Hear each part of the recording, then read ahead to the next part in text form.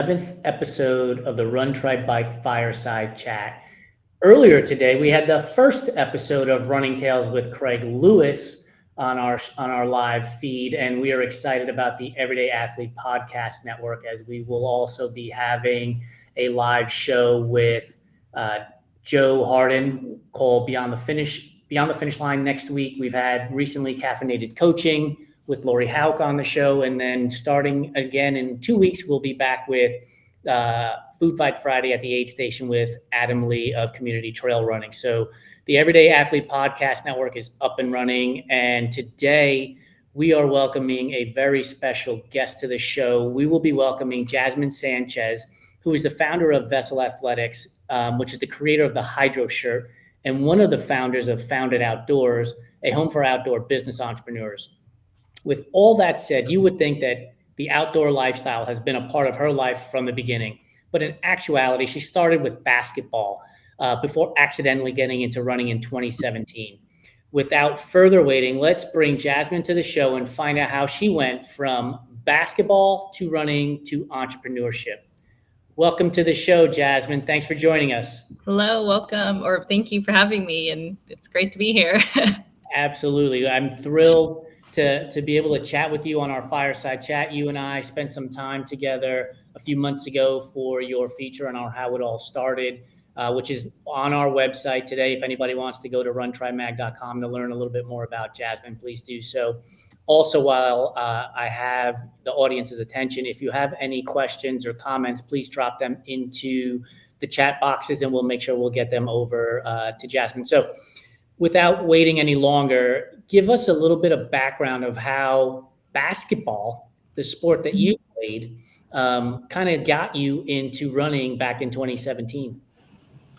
Yeah, so I always like to start off with the childhood sports in that whole, era of mine, and because it's been so like pivotal. I mentioned during one of our conversations, Jason, that like movement and sports and just the physical movement is like putting deodorant on in the morning. Like I have to do it, and like if I miss it, if I'm not at least being active like 5 times a week, then I'm like, oh, like it just feels icky.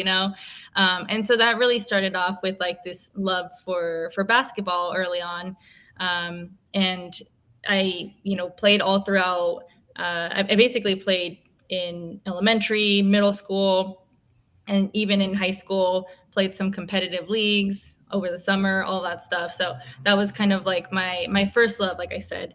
And then you graduate high school, and now it was like, okay, not only did I not have my high school childhood friends, I was at this new kind of place in my life, going to a new university, trying to meet people, but I also didn't have this sport that offered some sense of community at some point in my life.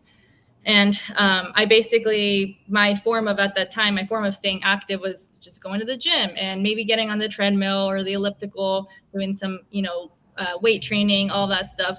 But I think what I just like, I even like kind of cringe at the idea still of like, oh, I really deep down inside hated going to the gym.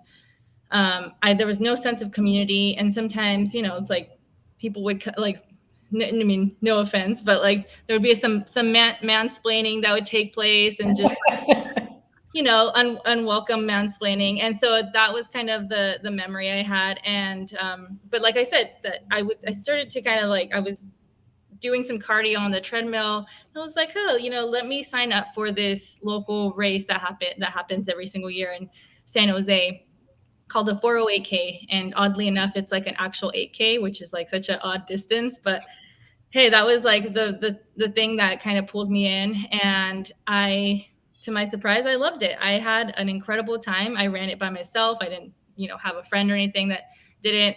But I was like, this is so awesome. I was so proud of the fact that I did the whole race and didn't stop running once. So that kind of then just trickled. It trickled into, oh, what's next? Like, can I do a longer distance? And then I started to just transition out of the gym and running on the trails in my area. And so fast forward to today. So, I mean, I could obviously go more into that, but that was kind of the inception, the beginning roots That's of my that's an running. amazing journey to take, right? Where it's like, I love basketball, I love the sport, I love, the physical nature of it all, the running, the moving, and then all of a sudden, not there. And I think that's a part of a lot of people's story when it comes to getting involved in running, where they go from participating in what we would call the four major sports in the US, right? Hockey, basketball, football, or baseball, to now running. I know when I played sports in high school, I played baseball and football. Like, I looked at running as punishment. And I would always see the kids running around the track thinking to myself, why are you doing that? Like, that's dumb. Just go do something else. Why are you running? So when you played basketball, was running like, hey, I don't mind doing this? Or was it like, man, this stinks. I got to go, do shuttle drills because I missed a free throw? Yeah, I'm glad you mentioned that because I forgot to mention that I absolutely despised running for many reasons. So number one, especially in high school, we would start conditioning 2 months before the season actually started.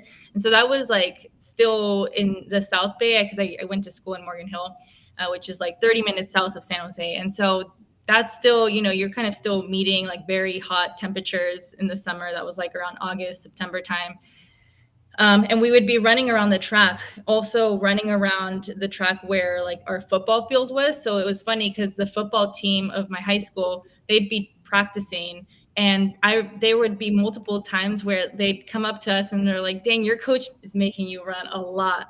And so I hated running. I mean, running was like, if I just have like these vivid memories of us having to do so many um, like just get on the line and do these running drills if we didn't make enough free throws, like we didn't make 10 straight free throws, things like that. So The absolute worst. and the cherry on top was the fact that like I was probably one of the slowest runners on my basketball team. So I was always feeling like, oh, I really have to pull my weight here, So it's kind of funny if I met my high school self, she'd be like, what the heck are you doing, It's crazy, man. Like when you said that about like the standing on the line, that with the free throws, that is a drill that we ran when in the short season that I played basketball, and it was like you missed the free throw, the entire team pays the price together because you're a team, and like just doing like all those runs like in the scrimmage line, like the free throw ones, and just man, it's just crazy to hear about that from somebody else. It's just wild. Exactly. So basketball is a team sport, right? When you win, you celebrate as a team. When you lose, you talk to each other. Running is very individualistic to some extent, right? You might have friends that run with you. You might have a coach, let's say. For you, what's the comparison between having the team sport in basketball and then running where it's all on you, especially coming after the statement you made where you were one of the slowest on the basketball team, and so you had to pull your weight to help the other members out? Mm-hmm.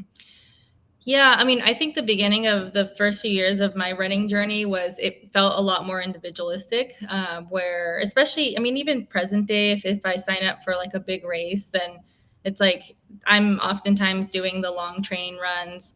And then, of course, like actual race day, especially for the bigger runs, I'm oftentimes doing those races by myself and just trying to find any ounce of like mental will to push myself through those last few miles, especially like for a marathon.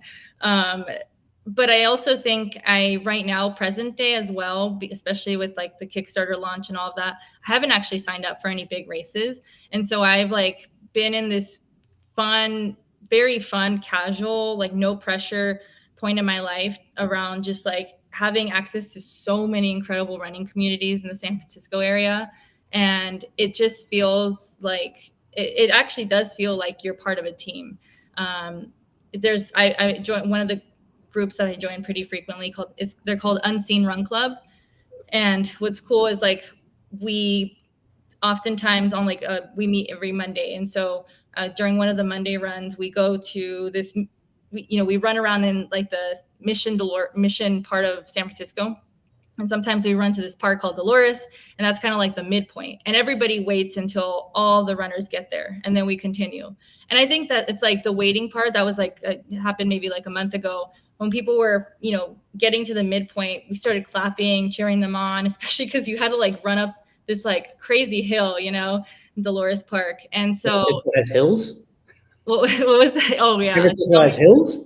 yeah, I know. Yeah, so that, I mean, that really feels like a team, So it's like for me, I look at my running journey as like there's just different periods, there's different chapters based on what I'm trying to accomplish in my own life and just like physical sports endeavor. So yeah, I kind of have a little bit of both. So I want to ask you a little bit more about that run club. I really like the name Unseen. Tell me a little bit more about like why the name is Unseen and what that club means to you as a whole. Yeah, so the club was started by Justin Williams. I think it was maybe started 2021, 2022. So it's a fairly new run. Or you know what? Because I moved to San Francisco last year. So 2023, because it just got started the same year that I moved. So it was started by Justin Williams, and he's actually born and raised in LA. So that was kind of where his running journey began. And then he, I think, moved to San Francisco at some point, realized, hey, there's not really a run club for, specifically geared towards a diverse community of runners. I want to see more. He was specifically wanted to see more runners of color have a community, a home to go to. And since then, it's flourished into, a huge community where it's like on some of the Mission Monday runs, like we probably see like 60, 70 plus runners join. And so, yeah, that was spearheaded by Justin. And I got to give a shout out to Justin and Unseen because he was part of our Kickstarter promo video as well. And he's been like a huge advocate for the work that we've done. And like, without even asking, he's always sharing everything, like our updates and all of that. So overall, just like an incredibly passionate guy about the sport of running and like, who we should be kind of like welcoming in terms of like joining the sport, So yeah, I think that's kind of what pulled me in as well for that run club is that they're kind of open to runners of all paces, coming from different backgrounds, beginners, people who've been running for many, many years, etc. So I really like that sense of community, and I really going back to one of the things you said about them like waiting for people to come and like stopping at certain points. That kind of reminds me of an experience I had recently with the club in upstate New York that we run Uptown. And they do a very similar thing. And I just love seeing these organizations, these clubs on the ground pushing inclusivity. Because if we're being honest, it's one thing to talk about all paces welcome and everybody's a 7-minute pace versus like actually doing the deed and like pushing the people who are last and like treating everybody the same and giving everybody that space and freedom to have that community. So really cool to hear that. I did have a question because you talked about chapters of your life and running, and it's just really cool how this sport can like ebb and flow in like different parts of your life and your journey. So I want to ask you, when you do have like a dial, like for instance, right now, while you're working on the business, you've taken more of a fun and community kind of stance versus like doing more races. Do you find that transition to be pretty like natural, or does it require like a bit of like working around like the aspects of your life in a more intentional way? Yeah, I mean, this kind of came up during the conversation that Jason and I had about a month ago, which is like I'm kind of the natural me is I'm a type A planning person, so there's a little bit of that aspect that comes into play, especially when I'm like thinking about what big race to sign up for next. And so that was kind of the intentionality around, all right, I don't want to sign up for any big races until I kind of get the Kickstarter out of the way and like that initial lift that's required of me for the business launch. So I'm not trying to juggle two things at once, and I've learned that the hard way over the years that like, by taking on way too much and just like overwhelming myself. So that was the goal this year. And when I'm during that, like the off season, like I'll call it the off season of when I'm not necessarily training for a race, then I'm always getting hit with all these Instagram ads for these really cool races. And I'm like, that itch is always present. And so I have to like talk myself through this, like, you're working on the business right now, like look for something at the end of this year if you really want to do a marathon again. So yeah. Got to stay off David Callahan's website, the good old ultra sign up. We love you, David, but you're a bad influence in the off season. Yeah, exactly. I feel exactly what you're saying, because I've decided to sort of take this unstructured approach to training right now, where I'm swim, bike, and run with no ultimate race goal. But I do want to either do another Ironman or a 100-mile race next year, 2025. And a large part of that is because of being an entrepreneur, and you do feel like you're getting tugged in a million different directions at a million different days of the week, and it's can be unbearable at some days, so I totally understand where you're coming from, which I'd like to get into the entrepreneur side of the conversation with Vessel Athletics. We were introduced to you by Elisa Otto of Automatic Threads a few months ago, and we were able to schedule a time to chat. But you are one of two founders, I believe, for Vessel Athletics and the unique hydroshirt. So talk to us a little bit about Vessel Athletics as a whole, and then we can dive into the hydroshirt with more specificity. Sure. Yeah. So in short, so the actual brand, our company name is called Vessel Athletics, as we were saying.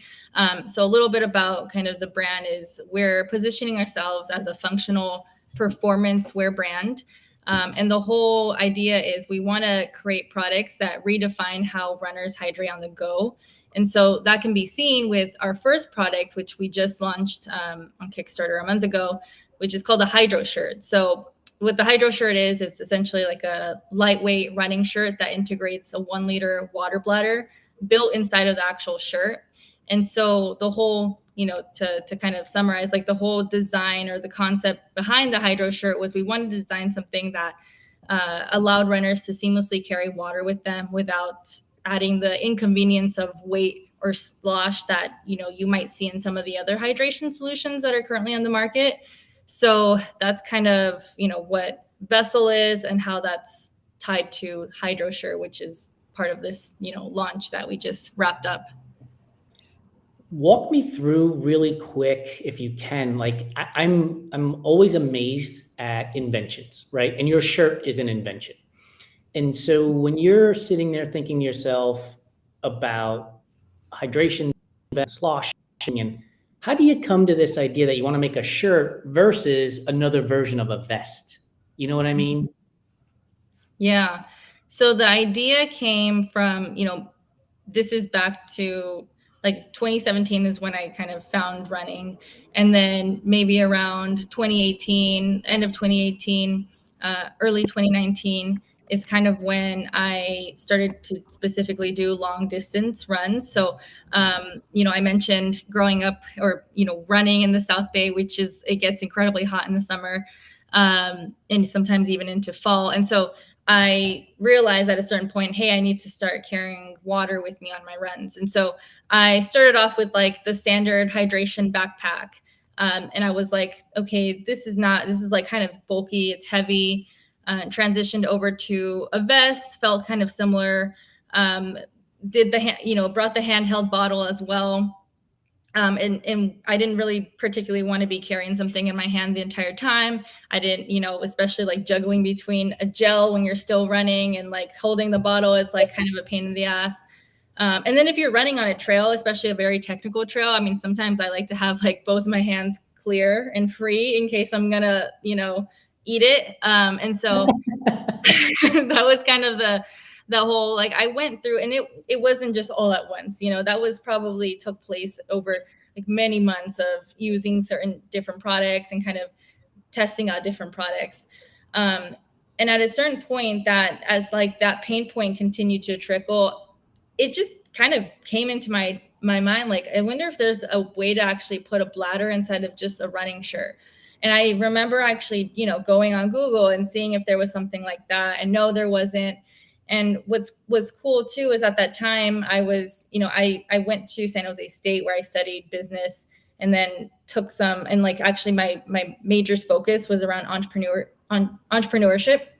And so what's cool is that a lot of the classes I was taking were very much in line with this beginning idea, which is like, cool, someone has an idea, but like that idea doesn't really mean anything unless you go out and validate that there's a need, that you're actually, whatever solution you're trying to build is solving a problem, right? And so that was kind of like the next thing. Like, I have this idea, I have this pain point that doesn't seem to be anything like this on the market. Is there a way to make this lighter, to obviously make this hands-free where you're not having to hold the bottle, and also make it stable so the bladder is not moving? And so me being what I like know as like an incredibly introverted person, I realized I had to go out and start talking to people, strangers, people who are runners, and ask them, what kind of hydration products are they using? And so I remember I started going to some of the local trails in San Jose. I would even basically figure out what races were happening in my area, and then go once the race had ended, and I would go up to people who had like a hydration pack or whatever, one of those products, a belt, and I would be like, I would use a college student card, because that always, kind of like wins a little sympathy. I'm like, hey, I'm a college student and I'm working on this project. Can I ask you some questions for like 10 minutes? And so that was like the research part, where you go out and you speak to people. And that's kind of when I realized, okay, a lot of people are still saying that they're unsatisfied with their hydration solution, and that those reasons span, like, there's a lot of reasons why, but that was kind of the thing first. I was just trying to kind of uncover what were some of the biggest pain points that people were experiencing with their hydration products. Once I got to a point where it's like I validated, okay, there is this gap, and now how do I start developing the product? What comes after that? And that's when prototyping began and all that stuff. So yeah, I'll pause there and see what you want to dive into next. But that was kind of the whole process there, the thought process of what led me to that, invention point. Well, first I have to say we have a comment from our community leader, Adam Ture, saying SJSU Spartans stand up. Yes, go Spartans. And he also says, brilliant product idea. Thank you. One thing I do want to ask is, as somebody who's done everything from a 5K to multi-day races, what kind of runs would you find yourself using the hydroshirt on? Yeah, great question, because to my point earlier is like, it's like being a runner is such a broad term. There's so many different types of segments of running and runners. And so I think the sweet spot for this particular first product is somewhere between you're training for like a half marathon all the way up to a 50K. Maybe you're either training or you're actually doing a half marathon all the way up to a 50K. Once you start to get past into the longer distances, we haven't really added certain features like, being able to carry trekking poles, or being able to stash like, we have some pockets where you can stash some snacks, but sometimes when you're doing really, really long distances, you probably want to stash a little bit more than just like your standard gels and all that stuff. So that's kind of the sweet spot, is between the half marathon to 50K distance, or just like training in general. I think that's really cool. Sorry, Jason. I just wanted to add that I think that's really cool. And people don't realize, with all the pockets in running, how diverse that is to be able to have from that distance to a 50K, because there are so many different like pockets of running besides like just, and there's also like the time you're doing, the type of run you're doing. And so it's just really cool to hear that the product has that kind of range.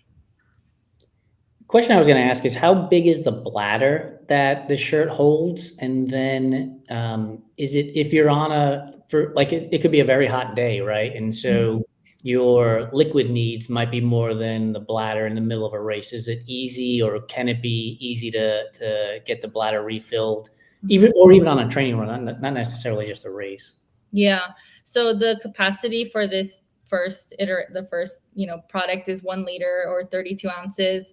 And that's for this particular first product is the easiest way to actually refill during a run is to try and have somebody else kind of pull the bladder out or refill it.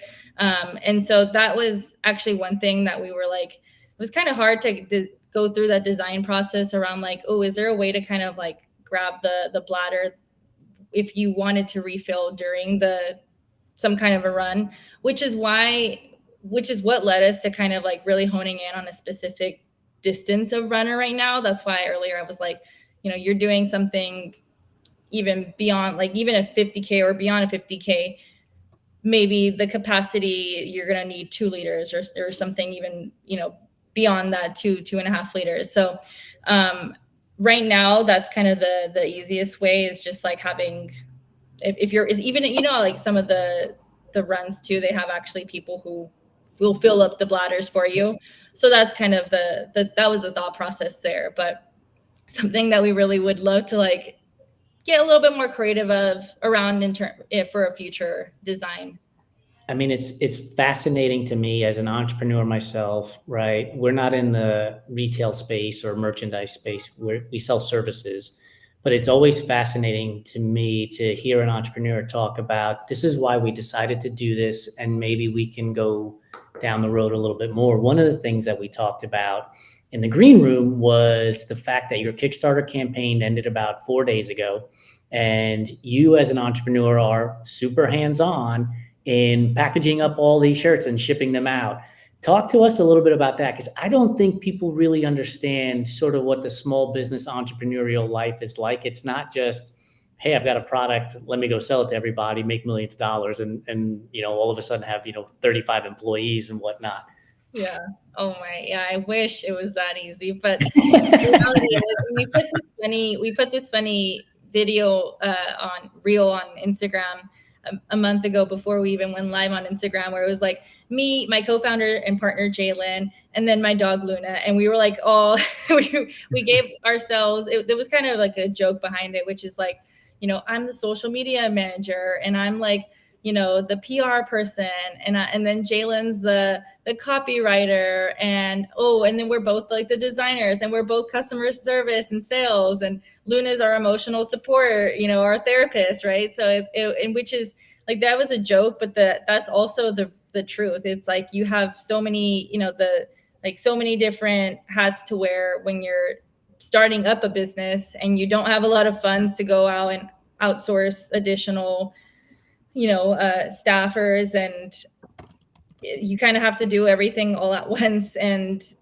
be somehow good about managing the time. And so that is 100% the reality. And like I was mentioning before we started this call, which is this live session, was that I just spent this last weekend packaging up a lot of orders in and out between the family reunion that was taking place. So it was a crazy weekend. And like my neck was just killing me by the end of the weekend because I was like looking down so much at packaging the orders. But at the same time, I wouldn't have it any other way, because at this point in my life, because it took so long to get here, to get the product to market, that it's like really nice to just be like, oh wow, I'm so grateful for these initial customers that like believe in this product and want to see this come to life and are actually going to be users of the product. So that's like, I joke around with like, oh yes, rolling my eyes, but at the same time, like there's an aspect to it too that's like, I do appreciate it, and I'm trying to take some of this in before at a certain point when maybe I'm not doing this anymore. I do. Well, first off, before I follow up on that, I was laughing earlier when you were talking about being an introvert and talking to people, because when I first joined the ownership group of Run Try Bike, I am also an introvert, and I had to come to the bold realization that I have to talk to people to be an entrepreneur and run a business. Yeah. And like, I mean, you have to talk every day, and you have to have conversations nonstop. And that, I mean, brings me right back full circle to what you were just talking about now, about just the different hats you have to wear. And like, talking is definitely one of them. And entrepreneurship is just a crazy thing. Like I feel like sometimes because there aren't a lot of people who can understand it, it can be a lonely pursuit. And you have to try to find your community, which I think all three of us are trying to do in talking on LinkedIn and connecting with people and other entrepreneurs. So I have to ask you, in regards to that and just in general, your entrepreneurship journey, uh, for me, I personally feel like the years I've had as an entrepreneur are the most I've ever learned. Like it feels like an accelerated learning curve. And I have to ask if you've had a similar experience in not just skills as a business owner, but like life skills and management skills. How has being an entrepreneur sharpened, like been like being iron in the fire for you? Yeah. What was I gonna say? I kind of blinked out around. Actually, do you mind repeating the question? Because I was on a roll and I was getting ready to just like spit fire, and then it just like left. I'll be honest, I don't know if you watched The Office, but I totally Michael Scotted that question. I made it up as I was going, but No, I was like, oh, this is But- it was like itching to get started. but basically, I'd like to know if you've picked up if you've picked up or honed any life skills or management skills from entrepreneurship, because I think it goes back to a lot of people not understanding that wearing all these hats and doing all these things day to day, like you are on an accelerated learning curve. Yes. Okay. There we go. So now, so what I was going to start by saying was that I always like to say that starting a business is like getting a real life MBA. And it's funny because I actually studied entrepreneurship, and I went to school for entrepreneurship because I knew I wanted to be an entrepreneur so badly. And then I realized, I mean, I love my entrepreneurial professors. So, shout out to Professor Basu, who I'm still in touch with, but there's an aspect of it that you can't really teach, like you really have to go out and do. And that's like the biggest thing. And it's really easy to get stuck in just like wanting to perfect everything. And it feels scary to put everything out there, to put your idea, to put your face, your voice, all that stuff out there. But the reality is that if you just stay trying to prep and perfect, like nothing will ever actually start. And so I'm sure there's plenty of like really incredible quotes and flawless ways to say that, but I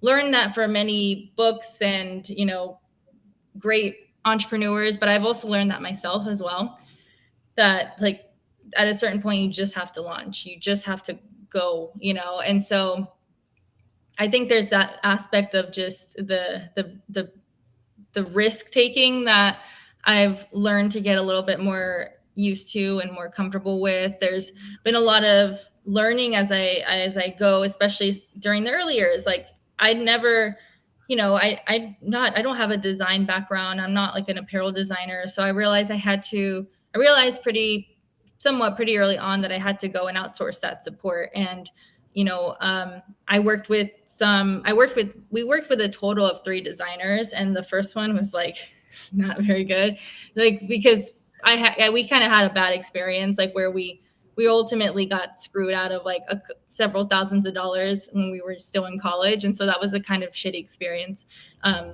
Sorry for cursing. More than okay to curse. Okay.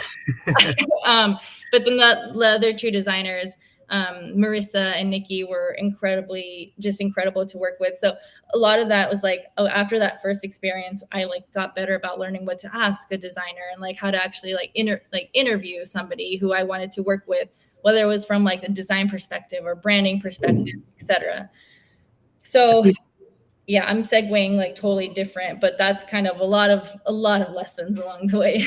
I think that's the key to entrepreneurship, is the willingness to take a risk and learning from the shitty experiences you have with bad designers, or for us, there's an account that may not pay their bill, right? You just learn through that process, the questions to ask. And I'm going to build on what you said earlier about going forward. My mentor, who got me to start this company, really is a naval officer, retired naval officer, and he would tell me all the time, stay in strategy land as long as you possibly can. But when it comes time, you have to rip that Band-Aid off and attack with fervent fire. Like, just go at it. Don't put your little toe in the water. Like, go at it full on and learn the lessons along the way. And clearly that's the scenario for you, which is also probably why, again, you're like, this shirt here is 32 ounces.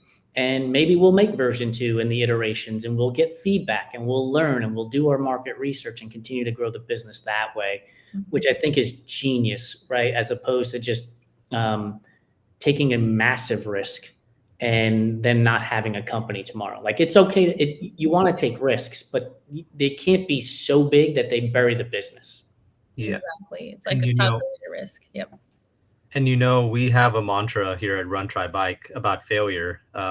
Failure is not terminal; it's the building block to success. And I could think all three of us in this room, Jason and I for sure, with Run Try Bike, for every one idea that succeeds in our business, we've probably thrown a bunch of ideas. Like we talk, we text every single day, we have conversations every day, and we probably have like a bunch of throwaway ideas that just don't work out, or we try them and it doesn't pan out, or it backfires. And like, there's so many like failures that come along the way to just get that one success. And you just have to keep trying and taking risks and just giving yourself a chance.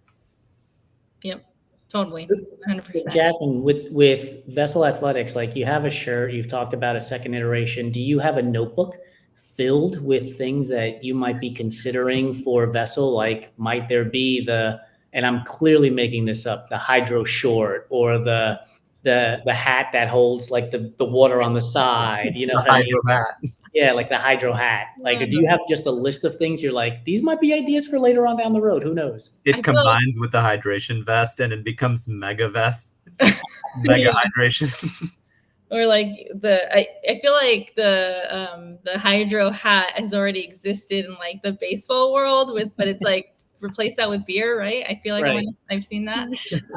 But funny enough, like the hydro shirt, some people who are not runners have actually told me, oh, I could fill this up with like wine, you know? So, perfect. Go do whatever you want to do with it. You know, I don't really care. Coachella will never be the same. Yeah, exactly. But so do I have a notebook? Yeah. I mean, well, not really a notebook. It's more like I keep my thoughts and all that and like the Google Drive, because I'm that person. But yeah, I mean, there's like so many ideas around how we want to continue to evolve the design.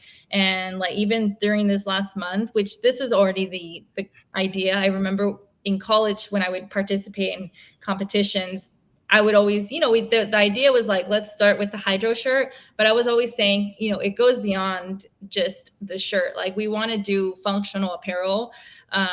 So that, you know, like, what does that look like for a runner? It's like a sleeveless tank. Can you do like a singlet or a sleeveless tank? Like a long sleeve? Can you do a jacket at some point?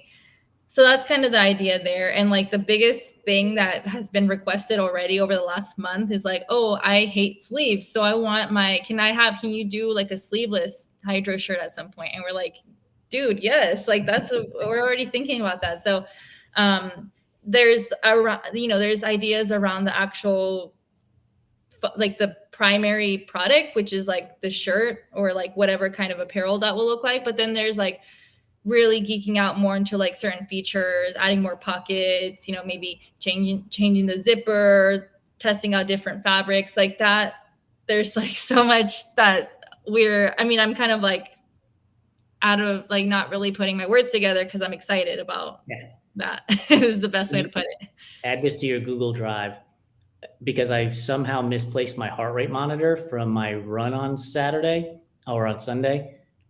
The shirt has some sort of heart rate device that will Bluetooth to your Garmin watch. Oh, wow. Now I'm going to have to hire somebody like a mechanical engineer. All right. Noted. Just throw it in the Google Drive on the bottom under crazy ideas from Run Try Bike. Yeah. Okay. Sounds good. So before we jump into our rapid fire, I do want to touch base on your work with Founded Outdoors and the Embark program through them.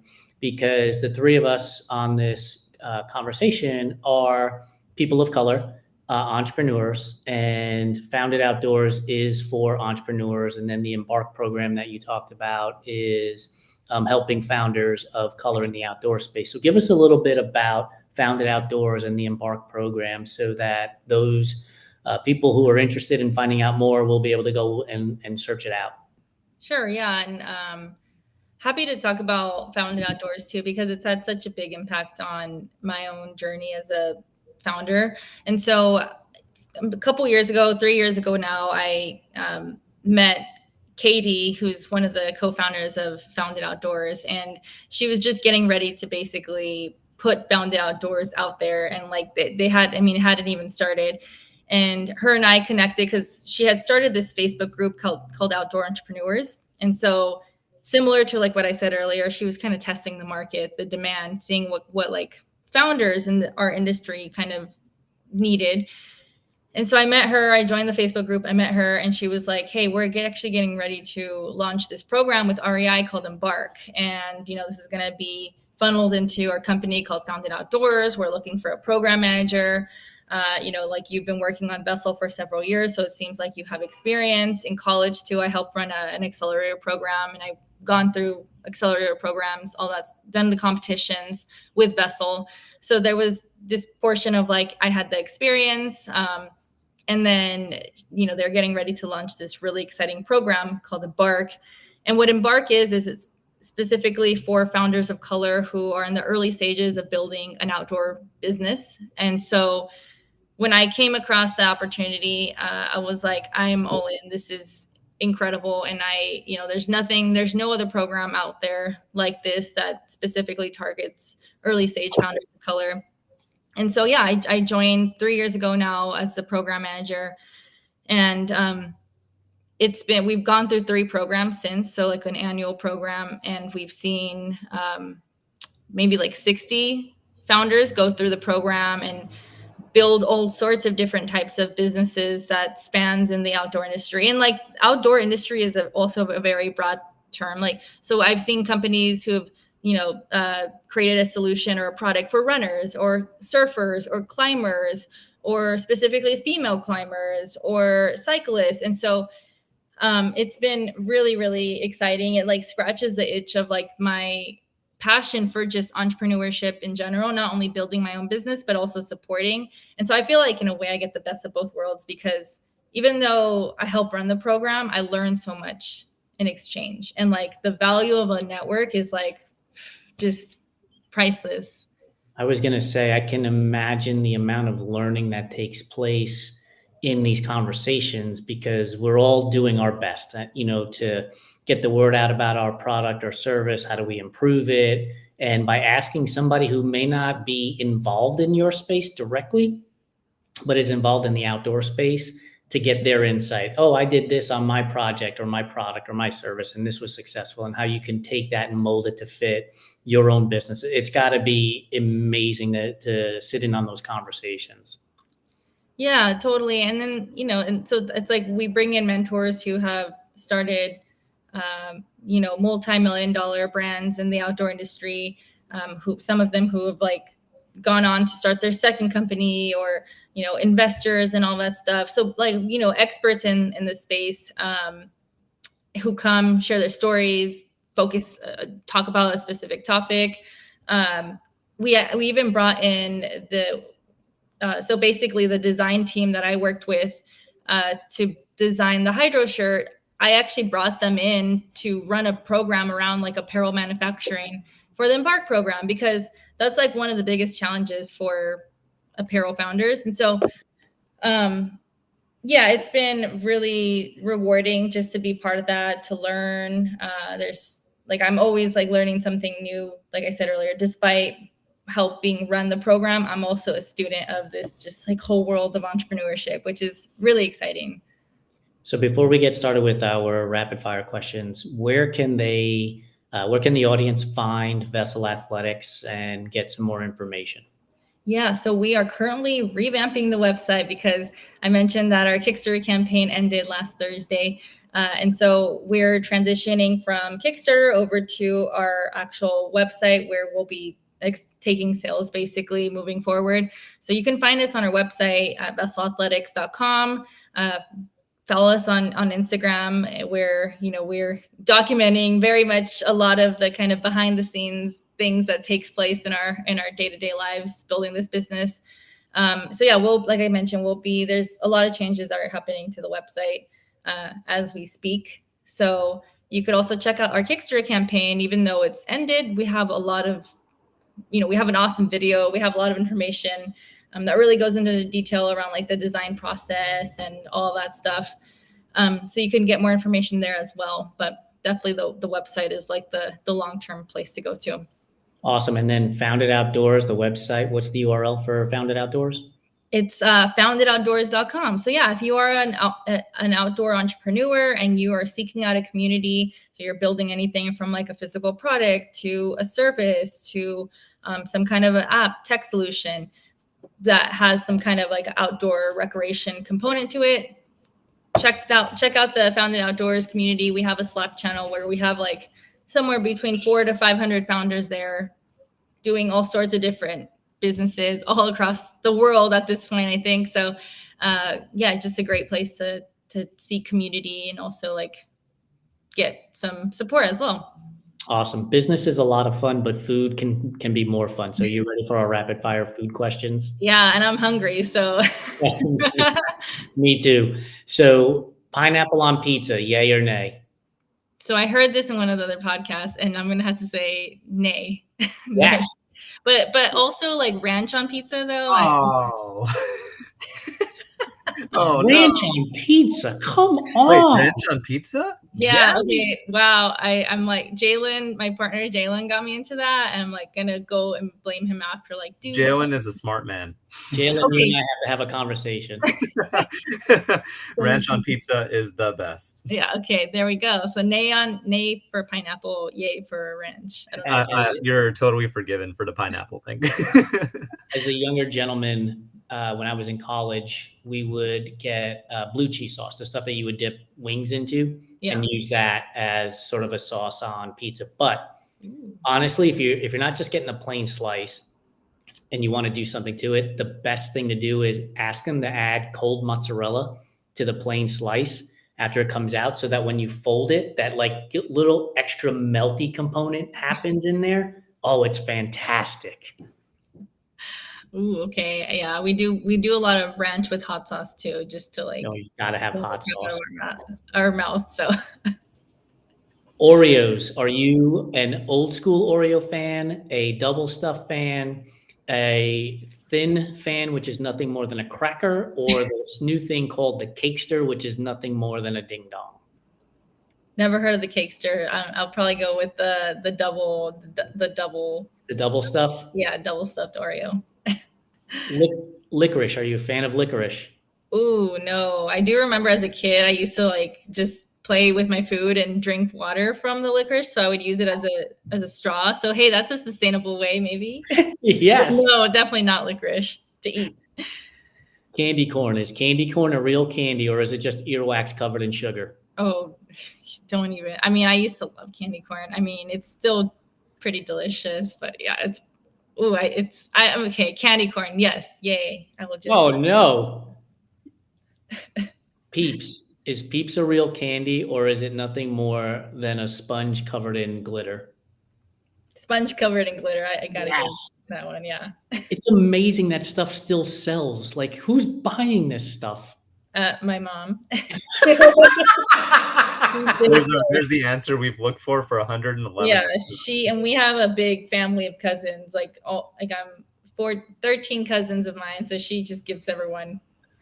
It's tradition to bring this back up every once in a while, but we had a guest way early on the dog days of the Fireside Chat who talked about peep jousting, where you take toothpicks, stick them into both peeps, put them in the microwave, and they'll joust as they expand.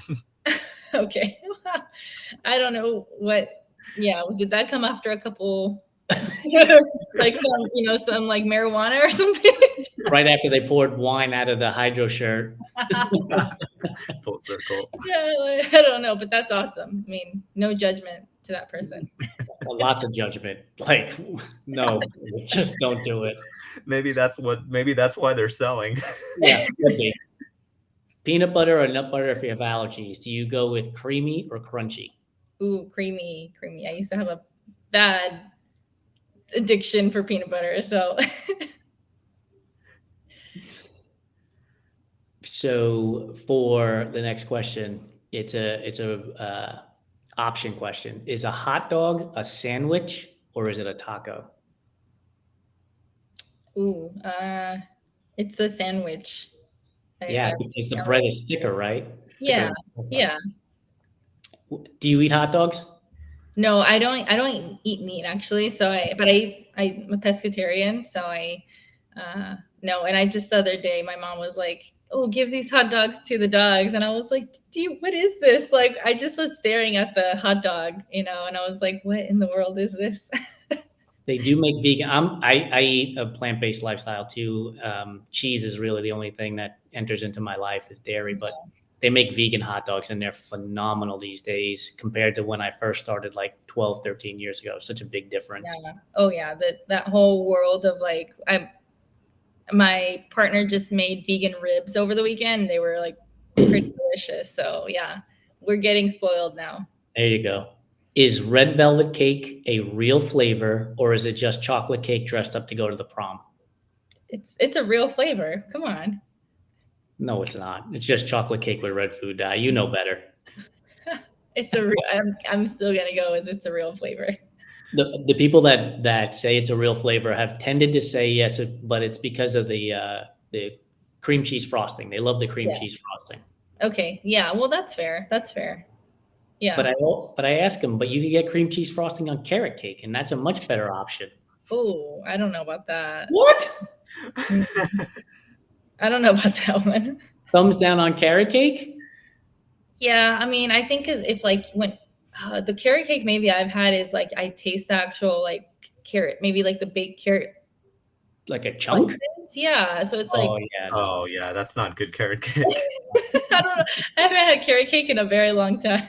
I'm gonna have to drive north and bring you a slice of carrot cake. Okay. Favorite ice cream flavor is? Oh, this is gonna be. I'll go with like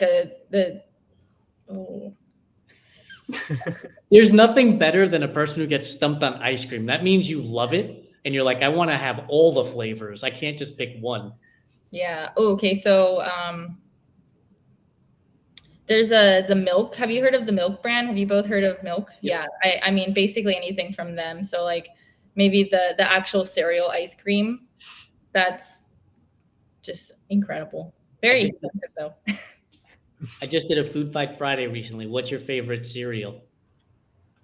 Favorite cereal. Ooh, also a hard one. I'll go with one of the more sugar, heavy on the sugar. The not frosted flakes. What's the colorful one with all the colors? Oh, is that Fruit Loops? No, not the Fruity Pebbles. That's what I was looking for. Yeah. That's a great option. Like, it's hard to go wrong with cereal, honestly. Like, if I'm going that route, like the kids cereal for me, it's Captain Crunch with berries. That's the path. Yeah, Captain Crunch is also. It's fantastic. Yeah, totally. What's your favorite candy bar? Well, are M&Ms okay? Actually, yeah. Sorry. Absolutely, favorite candy. Clearly the last three questions have been really difficult, but I'm gonna actually go back and say a Recess. Reese's or Recess, also another question. The life of an entrepreneur: ice cream stump question, candy stump question, and trying to figure out what to eat at these days, like when you're working 12, 13, 14 hours. That's truly the life of an entrepreneur, isn't it?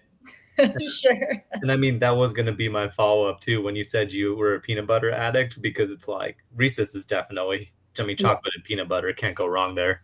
Exactly. Yep. All right, here's the last question for you. A warm tray of brownies just comes out of the oven. Are you going towards the edge where you get a little bit of crust, or are you going to the center where you have more of the ooey gooey section?